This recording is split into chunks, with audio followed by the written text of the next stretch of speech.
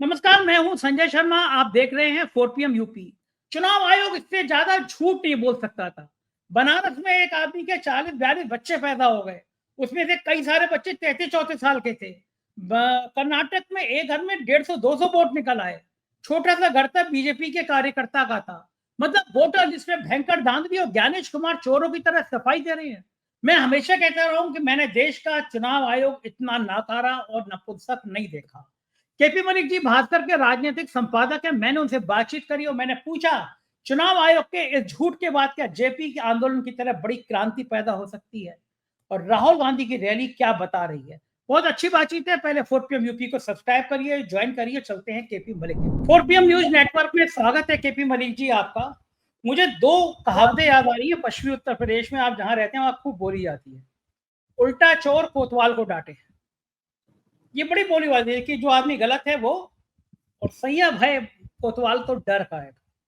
तो सैया प्रधानमंत्री जी हैं तो ज्ञानेश कुमार को डर का है। आज चुनाव आयोग की जो प्रेस कॉन्फ्रेंस थी उसको देखकर लोकतंत्र की बात करने वालों ने अपना माथा पीट लिया। देश का मुख्य चुनाव आयोग कह रहा है कि वोटर कई जगह हो जाएंगे, हो सकते हैं, वोट तो एक ही जगह डालेंगे। जो लोकतंत्र का सबसे बड़ा मंदिर है संसद, उसमें जो संविधान की शपथ लेके आदमी आता है वो वहां पे आरोप लगा रहे, कह रहे फिर एफिडेविट दीजिए। भारतीय जनता पार्टी वालों से एफिडेविट मांगने में गला सूख जाता है। क्या लगता है आपको कि अब क्या चाहता है चुनाव आयोग? जनता सड़कों पर आ जाए, साफ साफ हिसाब करे, एक बड़ा जन आंदोलन हो, या ज्ञानेश कुमार की तकदीर में कुछ और लिखा है? क्या लिखा है किस्सा मैं आगे आपसे बातचीत में सुनाऊंगा। बड़ा मजेदार किस्सा है। पहले इस पे आपका कमेंट करना चाहता हूं कि एक तो चोरी, ऊपर से सीना चोरी। आपको क्या लगा आज की प्रेस कॉन्फ्रेंस देखी? देखिए संजय जी, अगर एक बार हम ये देखें कि चुनाव आयोग ने जिस प्रकार से कॉन्फ्रेंस की है, जिस समय पे प्रेस कॉन्फ्रेंस की है, ये ध्यान में रखा गया है कि उसी टाइम पे राहुल गांधी की रैली भी हो, ताकि हम कोशिश करें उसको काउंटर करें और वो चैनल पे भी दिखाई जाए उनकी रैली। उसके बाद ये हो जाए, जैसे ही चुनाव आयोग की प्रेस कॉन्फ्रेंस खत्म होती है, प्रधानमंत्री जी का कार्यक्रम शुरू हो जाता है। तो राहुल गांधी को चैनलों से दूर कैसा रखा जाए, इतनी छोटी छोटी चीजों पे सरकार का ध्यान है। नंबर एक, आज जिस प्रकार से चुनाव आयोग ने प्रेस कॉन्फ्रेंस की है, पहली बार हमने डिफेंसिव होते हुए देखा है चुनाव आयोग को। और वो जैसे क्या होता है कि बंदर ऊपर बैठा रहता है लेकिन धमकी देता है, भड़की देता है। वो आप कह रहे हैं कि चुनाव आयोग को आप जो है या तो माफी मांगिए देश से, या आप वो तथ्य दीजिए। इन्होंने क्या कहा है कि भाई या तो हलफनामा देना होगा आपको और या देश से माफी मांगनी होगी, और 7 दिन का समय है। तो 7 दिन के समय में क्या करेंगे अगर 7 दिन में उन्होंने हलफनामा नहीं दिया, माफी नहीं मांगी? ये नहीं बताया इन्होंने। एक पत्रकार ने सवाल भी पूछा कि भाई अगर आप ये कह रहे हैं कि राहुल गांधी झूठ बोल रहे हैं तो आप उन पे क्या एक्शन लेंगे, कोई एक्शन लेंगे कि नहीं लेंगे? तो ये बगले झांकने लगते हैं, ये उस पर लीपापोती करने का काम कर रहे हैं। ये कह रहे हैं कि हमारा अधिकार है कि हम मतदाताओं के फोटो की रक्षा करें, बिना उनकी इजाजत के आप फोटो का कैसे प्रयोग कर सकते हैं? अरे भाई, राहुल गांधी ने कहा प्रयोग कर लिया, उसका उसका कहा यूज कर लिया, किसको बेच दिया? उन्होंने तो आपको एग्जाम्पल के लिए जो है डाटा दिया है, और आप ही का डाटा आप ही को दिया है, तो उन्होंने कहा प्रयोग कर लिया। तो ये जो है अपना पल्ला झाड़ने के लिए, अपनी जेब मिटाने के लिए, मुझे लगता है इलेक्शन कमीशन ने आज प्रेस कॉन्फ्रेंस की थी। 1.5-2 घंटे की प्रेस कॉन्फ्रेंस चली और उसमें निकला बाबा जी का ठुल्लू, उसमें से कुछ नहीं निकल के आया।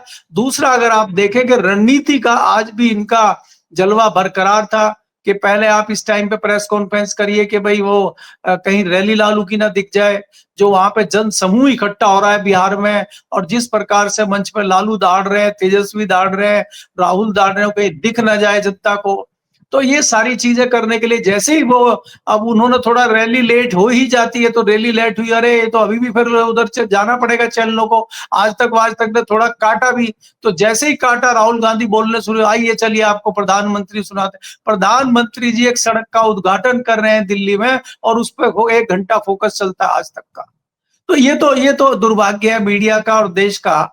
लेकिन मैं संजय जी दूसरी बात कहना चाहता हूं, चुनाव आयोग जितनी ज्यादा सफाई देगा, देखिए बात तो ये होती है कि झूठा आदमी सफाई देता है, सच बोलने वाले को सफाई देने की जरूरत क्या, वो तो एक्शन करता है। राहुल गांधी ने एक्शन भी किया, बोला भी, सब चीजें कर ली। आप एक्शन तो करिए, कुछ बोल तो रहे नहीं आप। लोगों ने वहां ये भी सवाल पूछे पत्रकारों ने कि आप एफिडेविट की बात करते हैं, वो तो पटनायक जी ने उड़ीसा में और यूपी में अखिलेश यादव ने वो दे रखे हैं। बोला नहीं नहीं, वो खाली पत्र लिख दिया है, वो शपथ पत्र नहीं होता है। मतलब शपथ पत्र की लैंग्वेज लिख के दे दीजिए, आप कौन सी है, वो तो वो दे देंगे बेचारे, 6 महीने से शपथ पत्र दिए बैठे हैं आपको।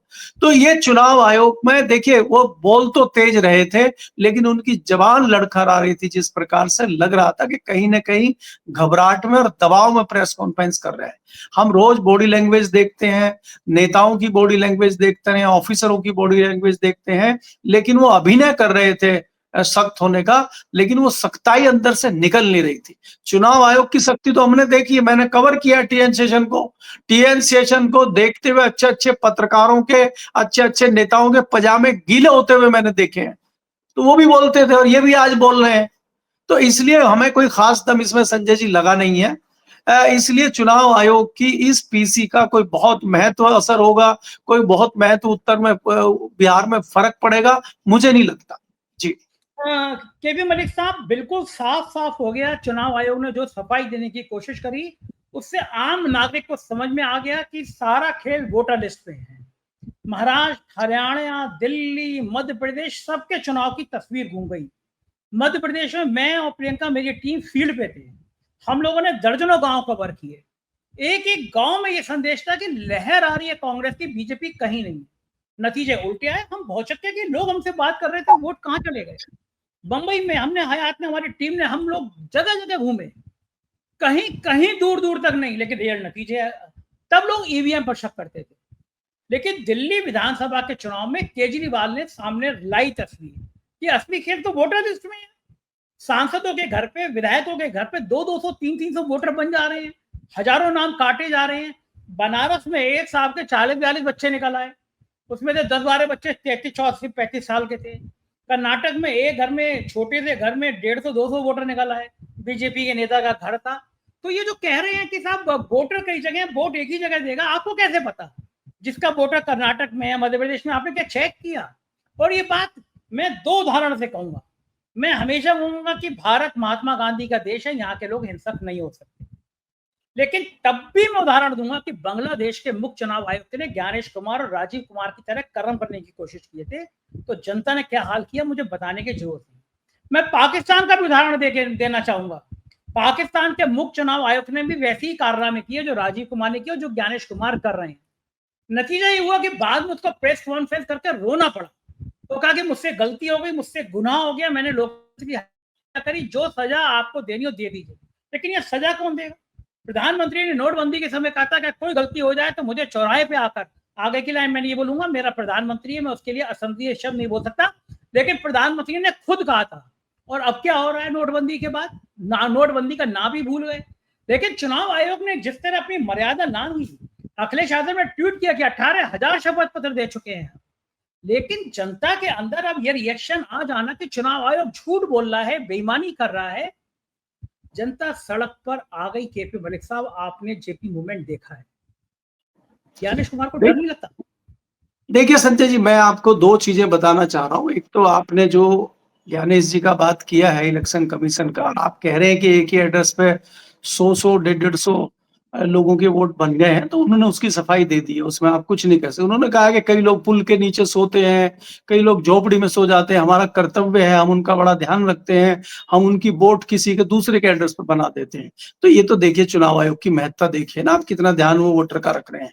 और उसमें वो एड्रेस की जगह 0 लिख देते हैं, नंबर की जगह 0 लिख देते हैं, क्योंकि उसका तो घर होता नहीं है बेचारे का। बहुत सारे बेघरों लोगों का भी इन्होंने वोटर आईडी कार्ड बनाया हुआ है, ये वो कहना चाहते हैं। केवल 1 मिनट रोकूंगा। वहां तो कुत्ते का भी बन गया, डॉगी बाबू, अब वायरल हुआ, आपने देखा होगा। नहीं, ट्रंप का भी बन गया था वो सब। वो ट्रंप जी भी आएंगे वोट डालने बिहार में। वो तो भाई देखिए, इलेक्शन कमीशन है, कुछ भी कर सकता है। वो तो बेघरों का, इनका उनका हो सकता है कि बहुत महत्वपूर्ण कुत्ता हो, सेना के पास एक एक कुत्ते होते हैं, इतने कल आदमी को नहीं होती जितनी उस कुत्ते को होती है। तो हो सकता है कोई ऐसा विचारवान कुत्ता मिल गया हो। खैर, दूसरी बात ये है कि ये संजय जी, अगर हम सीरियसली इस बात करें अब कांग्रेस हो, राहुल गांधी हो, वो चीजों को समझ चुके हैं और समय आ चुका है। आप थोड़ा-सा पीछे जाइए कि इंदिरा गांधी का कितना विरोध था और इंदिरा गांधी को किस प्रकार से इमरजेंसी के बाद हटना पड़ा था और देश में 6 महीने में त्राहिमाम हो गया था।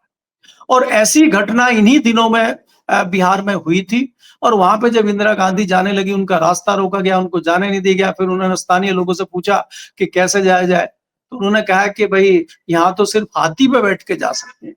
तो ऐसी जगह बेलची में वो हाथी पे बैठ के गई और उस टाइम फोटोग्राफर बड़ी मुश्किल से मिलते थे। एक स्थानीय फोटोग्राफर ने उनका फोटो छापा और वो फोटो कई जगह छप गया और क्या क्रांति हुई वो आप जानते। ये बिहार है, ये महाराष्ट्र, हरियाणा, दिल्ली नहीं है ये बिहार है। और बिहार में तो चाहे रिक्शे वाला हो, चाहे रेडी वाला हो, चाहे तांगे वाला हो, वहां सब सियासतदान है, वो सब सियासत करते हैं। तो उनको इस तरह से बहला के फुसला के आप कुछ करा लेंगे। भारतीय जनता पार्टी की यही तो टीस है कि भारतीय जनता पार्टी के तमाम शाम दाम दंड भेद नहीं चल पा रहे हैं। वहां एजेंसियां वहां कुछ कर नहीं सकती क्योंकि इनकम टैक्स का किस पे छापा मारेंगे, ईडी का किस पे छापा मारेंगे, वो रिक्शे वाले पे। बात यह है कि लालू प्रसाद यादव जिस तरह से तमाम परिस्थितियों में उनके साथ खड़े हुए हैं, तो आज भी बिहार में लालू यादव की कस्में पिछड़े और दलित और ओबीसी खाते हैं वहां पे, क्योंकि उनको सम्मान दिलाने का काम लालू प्रसाद यादव ने किया है। दूसरी बात आप ये देखिए, जो रणनीति बनी है तेजस्वी की और राहुल की कि सासाराम से ही क्यों यात्रा शुरू करेंगे आप, ऐसा क्या है सासाराम में।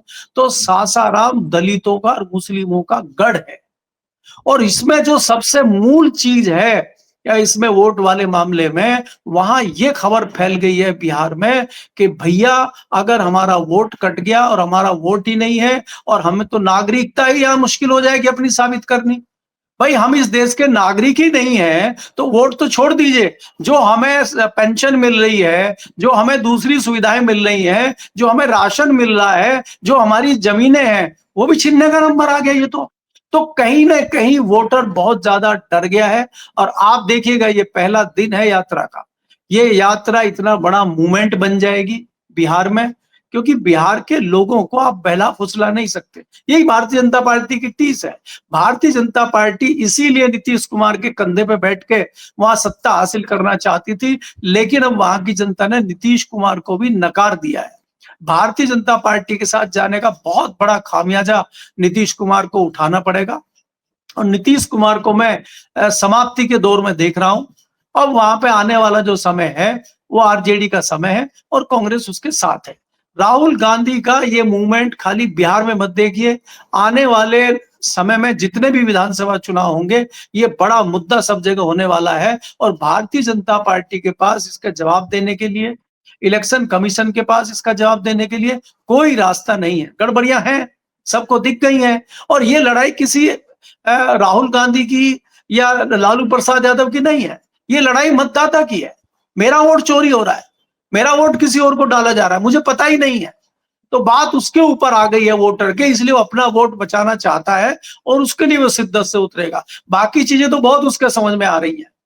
आप अगर जहां भी जाते हैं संजय जी, जहां भी हम मिनिस्ट्री में बात करते हैं, सब जगह घोटाले घपले मिलते हैं। आपने नोटबंदी का जिक्र किया, इन्होंने कहा था कि हम 20 करोड़ युवाओं को स्किल देंगे, 20 करोड़ युवाओं को कौशल विकास करेंगे, 2 करोड़ अभी तक नहीं हो पाया है। और आज ही एक चैनल पे प्रोग्राम चल रहा था कि आपके उत्तर प्रदेश में ही 140 महिलाओं के लिए केंद्र बनाया गया और उनके डॉक्यूमेंट लिए गए और एजेंसी के लोग डॉक्यूमेंट लेकर निकल लिए, जो एनजीओ काम कर रहा था। और बाद में पता चला कि वो कह रहे भैया कब सेंटर खुलेगा, कब हम सीखेंगे सिलाई कढ़ाई। वो बाद में पता चला जब किसी ने आरटीआई लगाई, बोले ये तो 140 लोग जो है कब का सीख साख के चले गए, इनका तो स्किल हो चुका है। तो जितना पैसा 140 लोगों के स्किल के लिए आया था वो पेल कर निकल लिए नेताजी, और यहाँ आप स्किल बता रहे हैं। तो ये चीजें धीरे धीरे बाहर आ रही हैं जो भारतीय जनता पार्टी के लिए आने वाले समय में मुश्किलात खड़ी करेगी। बिल्कुल ठीक कह रहे हैं केपी मलिक साहब। और दूसरा, रैली में दिखाई दिया हमें कि मल्लिकार्जुन खड़गे भी थे, तेजस्वी भी थे, राहुल भी थे, लेकिन लालू यादव ने अपना जो पुराना स्टाइल अपनाया, भोजपुरी की 2-4 लाइनें बोली, तो मैं देख रहा था जनता के अंदर जो करंट पैदा हुआ वो शायद देश में, मैंने अभी मोदी जी का वो नाटकीय भाषण देखे, वो टेलीप्रॉम्प्टर रख के और ताली बजाना और करना, लेकिन जो पहले आवाज आती थी मोदी मोदी, आवाज गायब हो गई। तमाम वीडियो आए कि पैसे देकर भीड़ बुलाई जाती है, कुर्सियां खाली रह जाती हैं।